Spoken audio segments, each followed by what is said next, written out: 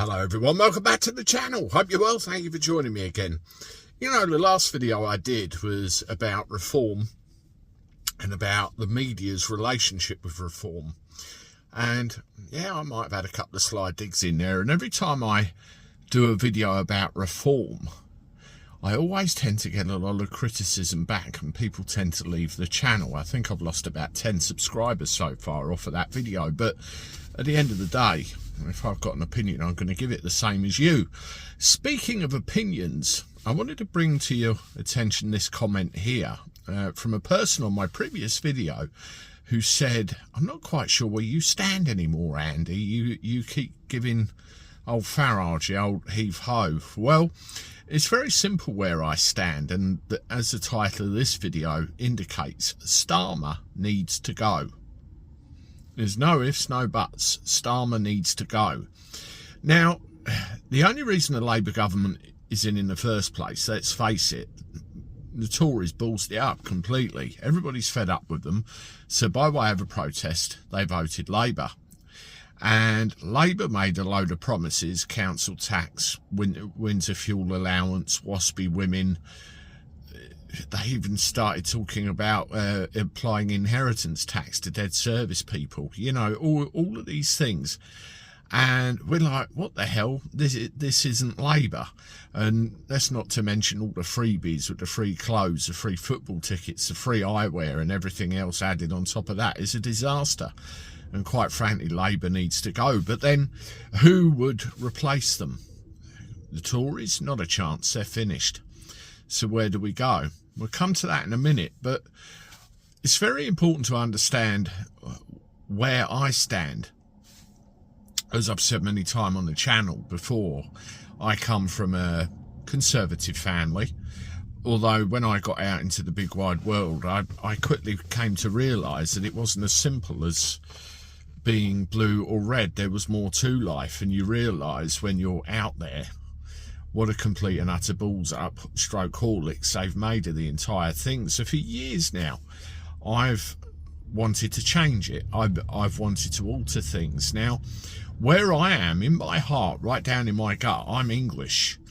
And it occurs to me that the English have never been given the opportunity to determine their own destiny. They've never been given the chance to have a referendum on their own independence. They've never been given the chance for the restoration of their own parliament the way it should be. And I personally think all of those things suck.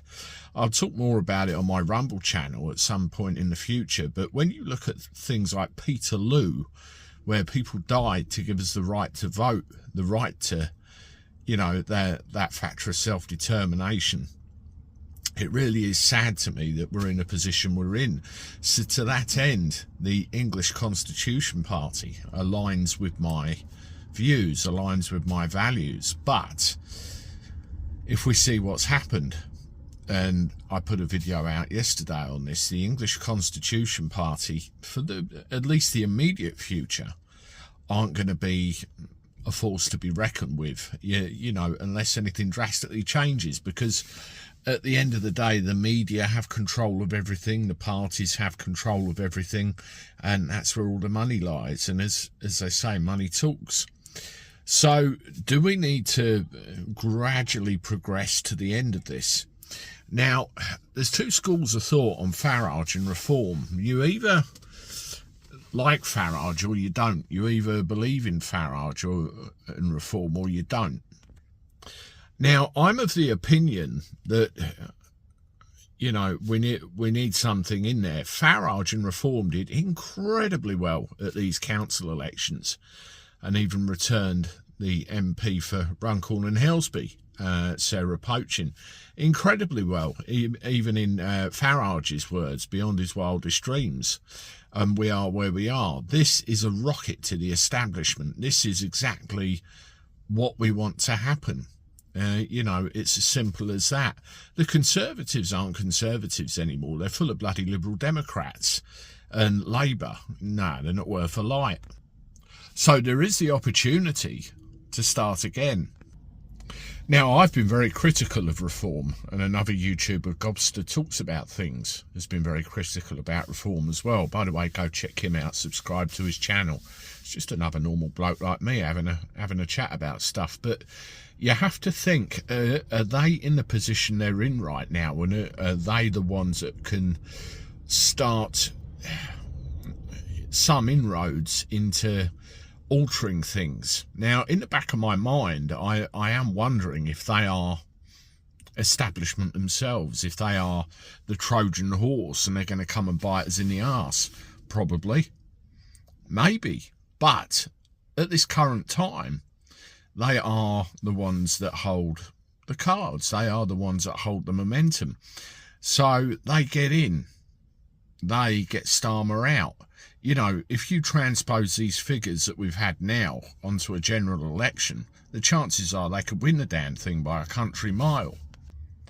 Labour and Conservatives are looking at a wipeout if that continues, and that's what we all want to see. And Reform are the ones at the moment are capable of doing that. So do we, for now, have to, you know, think about this? You know, think about this really. But somewhere down the line, Reform could either do one or two things. They could either be the best government there ever was in the history of mankind, or it'll be a complete disaster. I mean, one thing they're trying to instill at the moment is British pride, where they're saying, you know, they'll only allow Union Jacks to fly at council offices they're in control of. In my mind, it should be the St George's Cross and nothing else apart from the shire or county flag that council's a part of. But that's neither here nor there. But when they get in, we will find out, won't we? Is everything that we're worried about just a big game being played out? As I said in my previous video about proscribing something, or are they just going to turn out as bad as the rest? And then we need to progress to something else, don't we? But really, truthfully, where my loyalty lies is England, and always will be, always has been. And that's, you know, in my heart, in my head and in my brain, and that's what I'd like to see. Under, you know, UN rules and things of that nature, we are entitled to a right to self-determination. We are entitled to a right to exist as Englishmen, English women and our kids, and that's been cruelly taken away from us.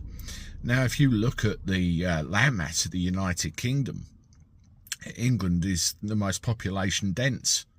So is that something in it, I wonder? It's not fair, but for now it's interesting with regard to Reform. Let me know what you think in the comments. Have a look at these videos. I'd appreciate a hit on the like button and a subscribe to the channel. I look forward to talking to you soon. Toodaloo.